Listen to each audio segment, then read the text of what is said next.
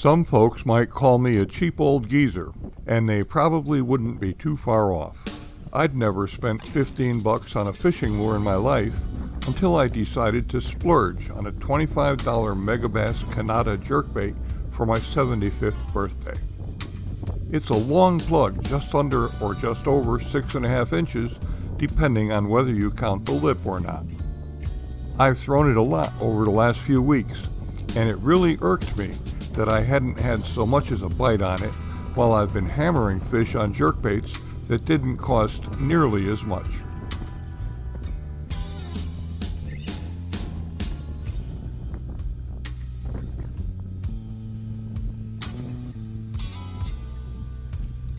That finally changed recently when the herring made it up the river in big numbers.